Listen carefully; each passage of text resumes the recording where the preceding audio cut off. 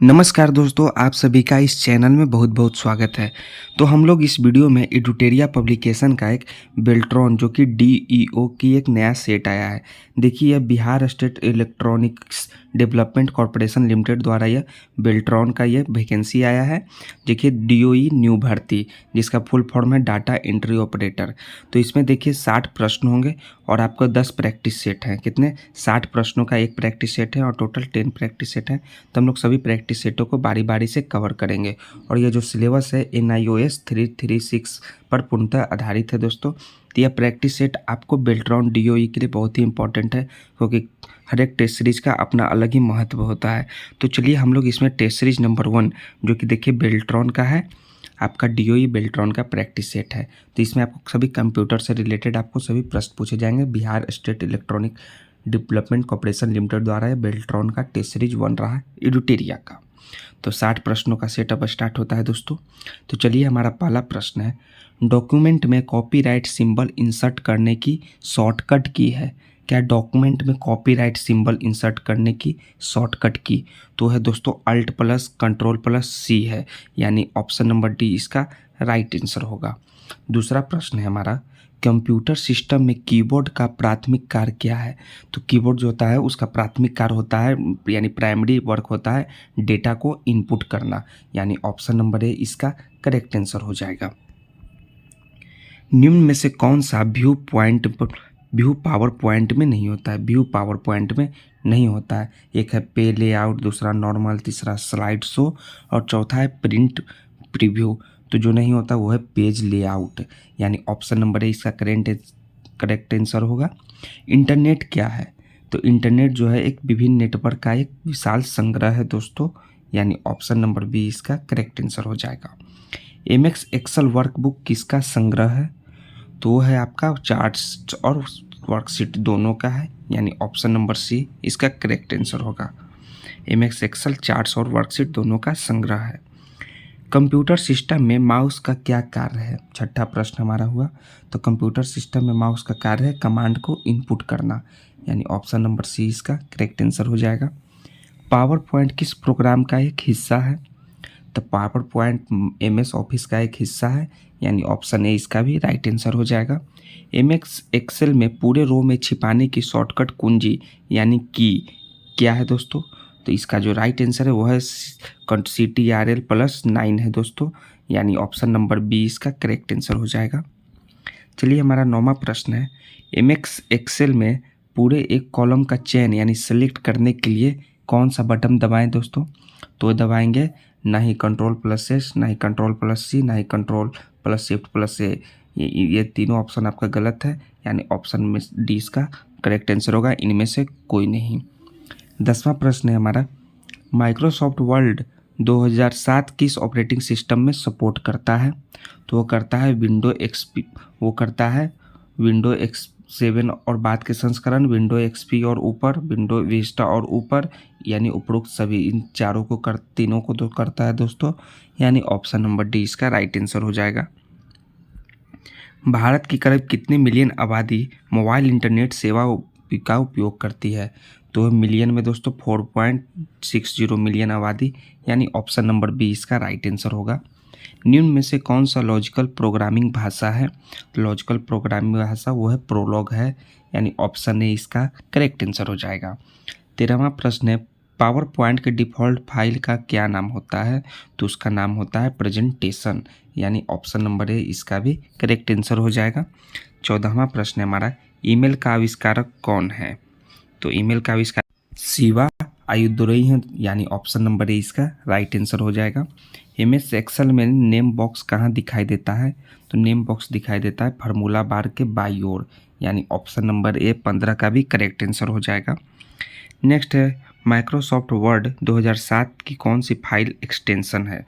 तो है .docx, यानी ऑप्शन नंबर ए इसका भी करेक्ट आंसर हो जाएगा। इंकजेट प्रिंटर में इंक को किस तकनीक से बाहर निकाला जाता है? तो उस तकनीक का नाम है थर्मल जेट्स, यानी ऑप्शन नंबर सी इसका करेक्ट आंसर है। इंटरनेट का बीजारोपण करने वाला पहला नेटवर्क था? तो पहला नेटवर्क था एयरपेननेट, यानी ऑप्शन नंबर ए इसका करेक्ट आंसर होगा ARP PANET यानी एयर पैनेट, इसका करेक्ट आंसर होगा दोस्तों option number A. Power point में लाइन ब्रेक करने के लिए कौन सी शॉर्टकट की का उपयोग करते हैं? लाइन ब्रेक करने के लिए हम लोग शिफ्ट प्लस इंटर का उपयोग करते हैं, यानी ऑप्शन बी इसका करेक्ट आंसर है। MS एक्सेल में बनी फाइल को क्या कहते हैं? उस फाइल को वर्कबुक कहते हैं, यानी ऑप्शन नंबर सी इसका करेक्ट आंसर है, वर्कबुक। कॉलम्स यानी ऑप्शन का उपयोग होता है, इसका उपयोग होता है पाठ को कॉलम में व्यवस्थित करने के लिए, यानी ऑप्शन नंबर सी इसका करेक्ट आंसर हो जाएगा। कौन सा प्रोग्रामिंग भाषा फैक्टोरियल गणितीय ऑपरेशन के लिए उपयोग किया जाता है? तो वो है सी, यानी ऑप्शन नंबर सी इसका भी करेक्ट आंसर हो जाएगा। 23वां प्रश्न है, निम्न में से पावर पॉइंट के किस टैब में क्लिपबोर्ड ऑप्शन होता है? तो वो होम में होता है। किसमें? होम में, यानी ऑप्शन नंबर डी इसका करेक्ट आंसर होगा। निम्नलिखित में से कौन सा ब्रॉडबैंड इंटरनेट कनेक्शन का प्रकार नहीं है? तो एक केबल तो है, सैटेलाइट भी है, DSL भी है, लेकिन डायल अप जो है वो नहीं है, यानी ऑप्शन नंबर डी इसका भी करेक्ट आंसर होगा। MS एक्सेल में जिस सेल में उपस्थित होते हैं उस सेल को क्या कहते हैं? उस सेल को कहते हैं एक्टिव सेल, यानी ऑप्शन नंबर डी इसका भी करेक्ट आंसर है। माइक्रोसॉफ्ट एक्सेल सेपरेट शीट में पंक्तियों के रूप में निर्दिष्ट किया जाता है, तो कौन से पंक्तियों के रूप में वो किया जाता है? 1 2 3 ऐसे ऐसे किया जाता है, यानी ऑप्शन नंबर डी इसका भी करेक्ट आंसर हो जाएगा। चलिए 27वां प्रश्न है, रिंच डिस्क क्या है? रिंच डिस्क, तो रिंच डिस्क जो है एक प्रकार का डेटा स्टोरेज है, यानी ऑप्शन नंबर डी इसका करेक्ट आंसर है। नेक्स्ट है, प्रेजेंटेशन बनाने के लिए किस प्रोग्राम का उपयोग किया जाता है? तो उसके लिए हम लोग उपयोग करते हैं पावर पॉइंट PP को, यानी ऑप्शन नंबर बी इसका करेक्ट आंसर हो जाएगा। MS एक्सेल में सीट में कितनी रो होती है? तो उस सीट में होती है आपका 1,00,000, देखिए दोस्तों आपका 10 48 576 इतनी रो होती है दोस्तों, यानी ऑप्शन नंबर ए इसका करेक्ट आंसर हो जाएगा।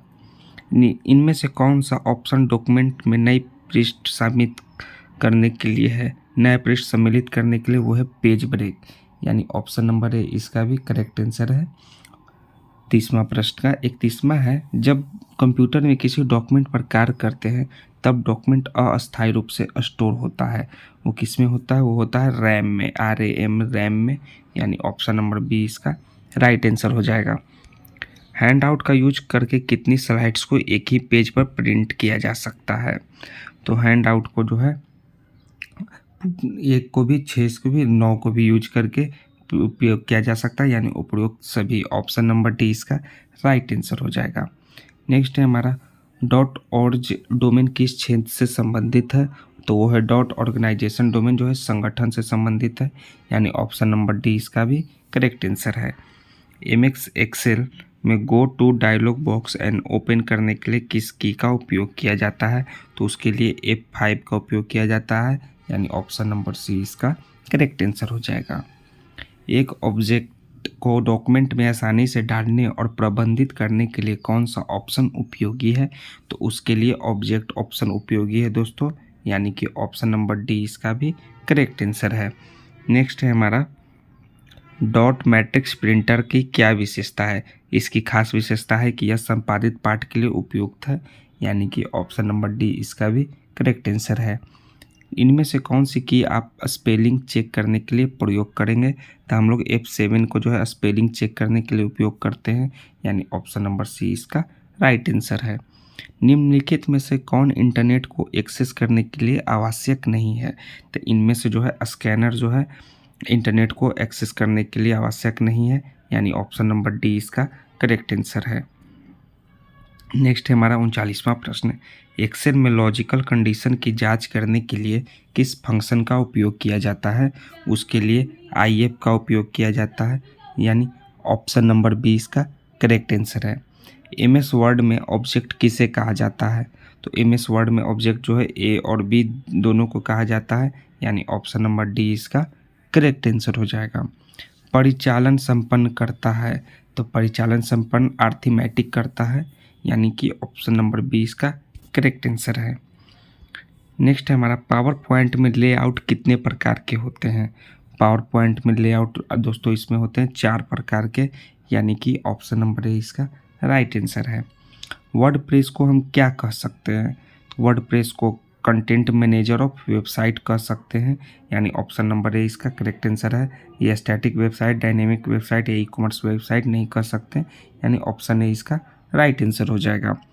नेक्स्ट है 44वां प्रश्न। एक्सेल में सेल रेंज के न्यूमेरिक डाटा को मान जोड़ने के लिए किस फंक्शन का उपयोग किया जाता है? तो सम फंक्शन का उपयोग किया जाता है, यानी ऑप्शन नंबर ए इसका भी राइट आंसर हो जाएगा। नेक्स्ट है हमारा कोई भी टेक्स्ट या कोई भी मैसेज इमेज जो डॉक्यूमेंट में बैकग्राउंड में दिखाई देता है तो क्या कहलाता है? तो कहलाता है वाटरमार्क, WM वाटरमार्क कहलाता है, यानी ऑप्शन नंबर ए इसका भी करेक्ट आंसर होगा।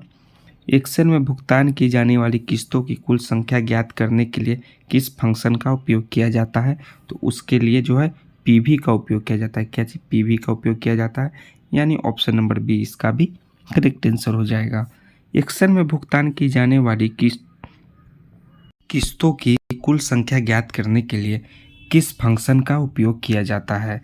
तो उसके लिए जो है पीवी का उपयोग किया जाता है दोस्तों, यानी ऑप्शन बी इसका करेक्ट आंसर है। तो एक्सेल में भुगतान की जाने कुल राशि ज्ञात करने के लिए किस फंक्शन का उपयोग किया जाता है? यहाँ हुआ कुल संख्या, नेक्स्ट प्रश्न है कुल राशि ज्ञात करना है, तो इसके लिए किया जाता है PMT को। क्या चाहिए? PMT का उपयोग, यानी ऑप्शन नंबर डी इसका करेक्ट आंसर हो जाएगा। ये आप क्वेश्चन को ध्यान से देखिएगा, संख्या और राशि दोनों अलग अलग प्रश्न हैं। नेक्स्ट है माइक्रोसॉफ्ट वर्ड 2007 क्या है? तो यह है एक वर्ड प्रोसेसर, यानी ऑप्शन नंबर बी इसका करेक्ट आंसर होगा। माइक्रोसॉफ्ट वर्ड जो है एक वर्ड प्रोसेसर है। तो माइक्रो प्रोसेसर जो कंप्यूटर का मस्तिष्क होता है उसे कहा जाता है माइक्रोचिप, यानी ऑप्शन नंबर बी इसका भी करेक्ट आंसर है। इनमें से कौन सा ध्वनि फाइल का एक प्रकार है?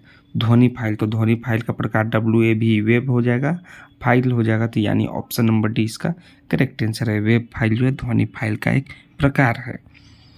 इनमें से कौन सा माइक्रो ब्लॉगिंग का उदाहरण है? माइक्रो ब्लॉगिंग का उदाहरण इनमें से आपका है ट्विटर दोस्तों, यानी ऑप्शन नंबर बी इसका करेक्ट आंसर है। परसेंटेज फॉर्मेट में बदलने के लिए कौन से शॉर्टकट की का इस्तेमाल करते हैं? तो उसके लिए हम लोग Ctrl+Shift+% का इस्तेमाल करते हैं, यानी ऑप्शन नंबर ए इसका राइट आंसर है। नेक्स्ट है MS वर्ड को कौन सी फाइल शुरू करती है?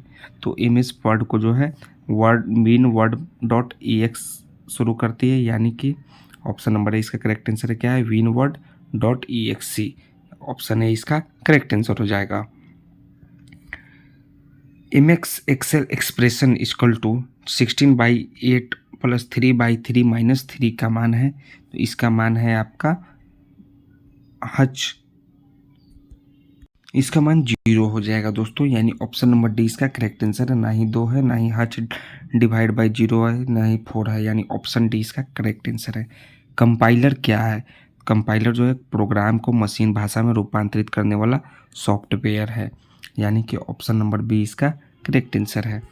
नेक्स्ट है www को किसने बनाया था? तो www को बनाया था टिम बर्नर्स-ली ने, यानी ऑप्शन नंबर बी इसका करेक्ट आंसर है। एक्सेल में डोनेट चार्ट के समान है, डोनेट चार्ट के समान क्या है?